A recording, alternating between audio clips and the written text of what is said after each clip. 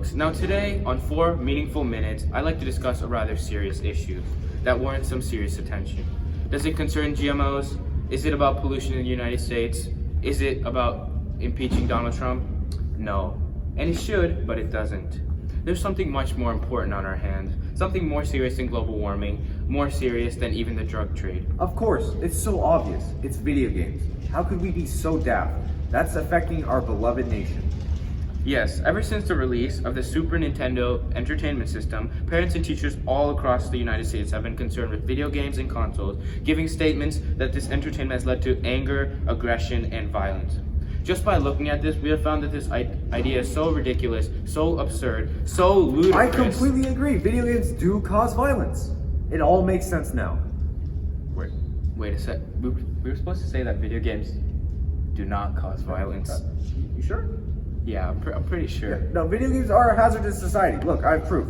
I have a reporter down in Cambridge, Massachusetts, interviewing the head lab researcher, Tatikonda, who claims he has information that will clear up these events. My lunch is out in the courtroom. Just meet me there.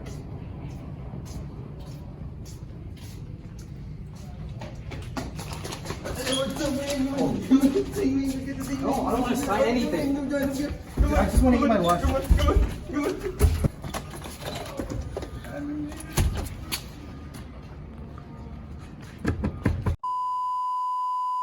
We have found a response to games that seem to display violent content to incur violent responses. My team and I were particularly interested in the Ronald M.C. Donald fast food shootings in '09, since the media argued that Donald's violence was caused by his childhood experience with video gaming.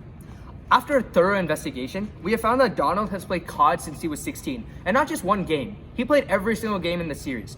From Black Ops 3 to World War II, from Advanced Warfare to Modern Warfare, Donald had immersed himself into these first-person shooter But please, games. can you tell me what other causes could have caused this shooting? Well, this situation led us to confirm our theory that video games does cause violence, and we advise parents and adults alike to be responsible and aware of what children might be exposed to on their own console and in their own home.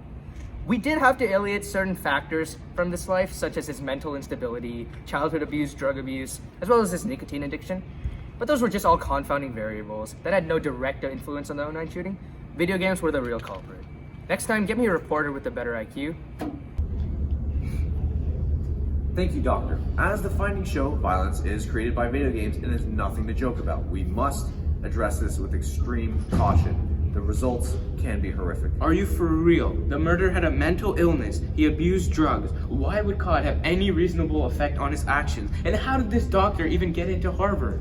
Well, according to my notes and a lot of the Meaningful Minutes notes, we have identified that games that include the most violence are Wii Sports, Super Smash Bros., Rocket League, Just Dance, and Mario Kart.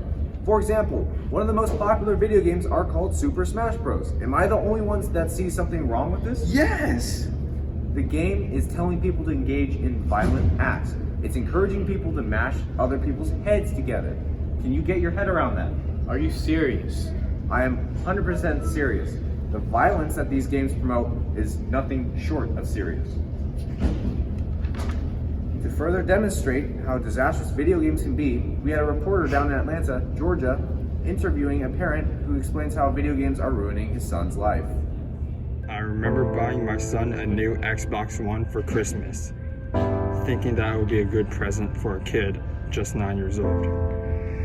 I wanted to make sure he had a good game that he could play for a long time. So I got him the Minecraft bundle, hearing that the reviews were good and it was a safe game to play. Now I regret my decision. My son, Kelvin, now has a desire for the most violent things. He frequently goes outside with his sword to cut down creepers and zombies, which of course are the neighborhood children. He also had a desire to blow things up with TNT, defending his interest by saying, "I like the sound of things blowing up." I don't want my kid to grow up to be a terrorist, or worse, that Sid character from Toy Story. None of this wouldn't happen if the game Minecraft never existed. It ruined my innocent child. Just look at his face. I just want to live in a good, world with pure, great entertainment that doesn't create aggression in kids at such a young age. Is that too much to ask, or am I an idiot? I think I can answer that for you, Mr. Truong. As we can clearly see, the video game crisis is only growing. If not prevented, it could start another world war. Some prevention measures include burning video games, shooting video games, burning consoles, and breaking consoles. You could also sue the companies that promote such violence. What a waste of time. For those of you that don't know this, I'm Jeff Mao, and he's Quitting.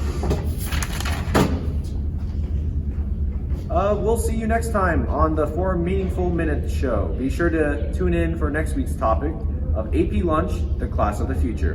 And remember, no video games every day keeps the violence away. That was pretty good.